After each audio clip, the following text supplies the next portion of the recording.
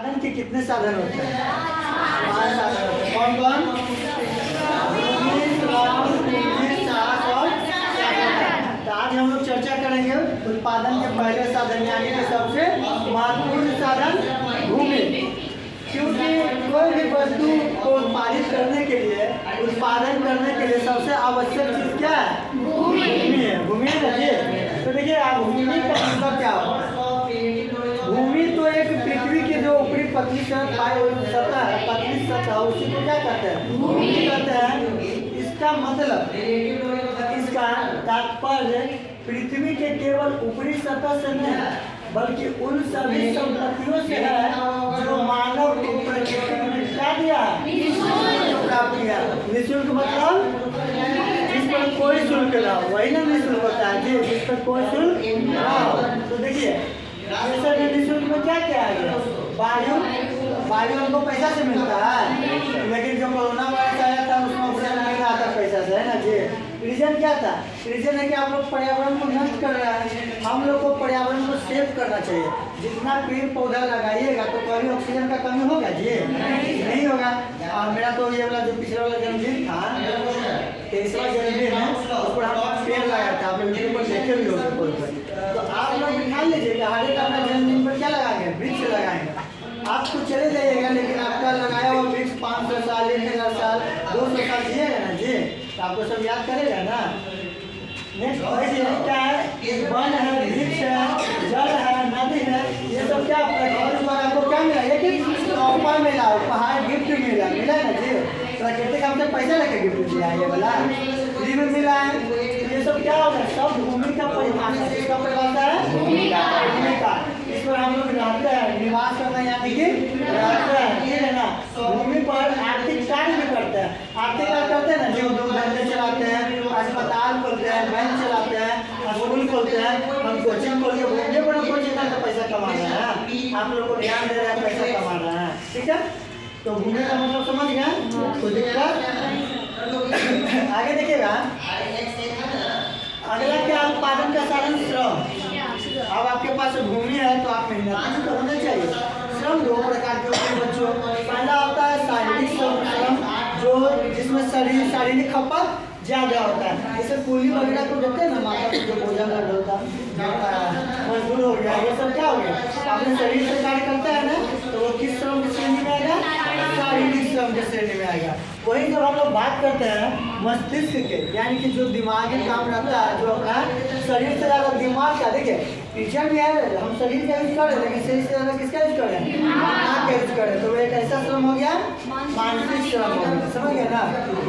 श्रम का मतलब मनुष्य के उस शारीरिक या मानसिक प्रयत्न से है जो पूर्ण आंशिक रूप से लाभ की दृष्टि से किया जाता है। अगर शरीर से हम लोग कोई काम करते हैं या दिमाग से कोई भी काम करते हैं 2 रुपया 3 रुपया कमाने के लिए, जिससे हमको कुछ फायदा हो, और किसी को कोई चीज़ से कुछ फायदा होगा ही नहीं, तो वो व्यक्ति कार्य करेगा जी?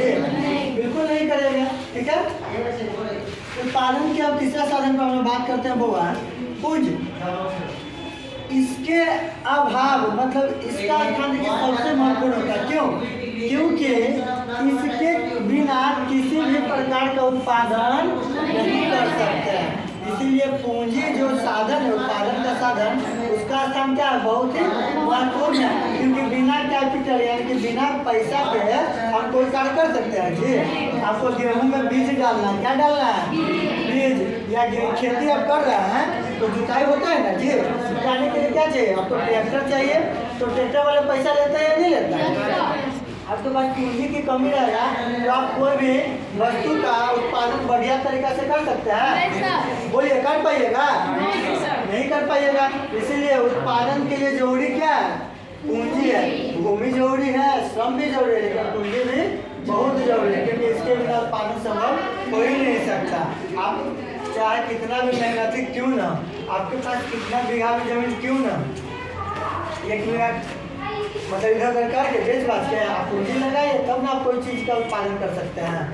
देखिए पूंजी यह 2 प्रकार की होती है। पूंजी कितने प्रकार के बच्चों? कौन कौन? चल पूंजी, अचल पूंजी। चल पूंजी मतलब जो चलता है, यानी कि कार्यशील होता है। क्या होता है? अब लेकिन इसका उत्पादन कार्य में केवल कितने बार कर सकते हैं? एक बार। चल पूंजी कार्यशील पूंजी, लेकिन इसका उत्पादन कितने बार करेंगे बच्चों? एक बार करेंगे। जैसे कोयला, खाद इत्यादि।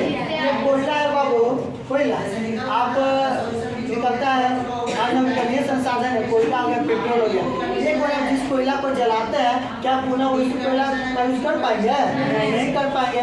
वही जब हम बात करते हैं खाद बीज के, जिस खेत में खेत की जुताई का समय है हम लोग खाद बीज का छिड़काव कर दिए हैं, क्या वही खाद बीज को फिर दूसरा खेत में लगा सकते हैं? तो जिसका यूज एक ही बार करते हैं वो चल पूंजी कहलाता है, ठीक है ना। दूसरा क्या है पूंजी के प्रकार में बाबा? अचल पूंजी।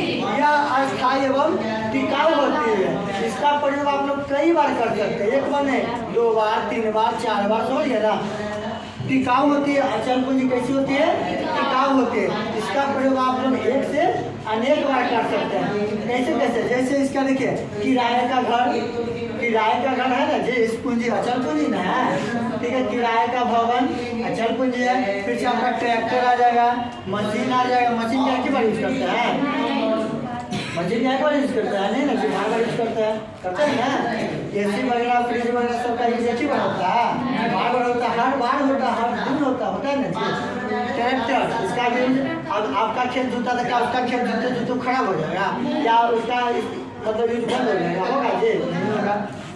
किसान का हल ये भी सब जगह चलता है। कारखाने या भवन, कारखाने का भवन, इसका यूज हम लोग कई बार करते हैं। ये सब किस पूंजी के श्रेणी में आ गया? अचल पूंजी के श्रेणी में, ठीक है बच्चों।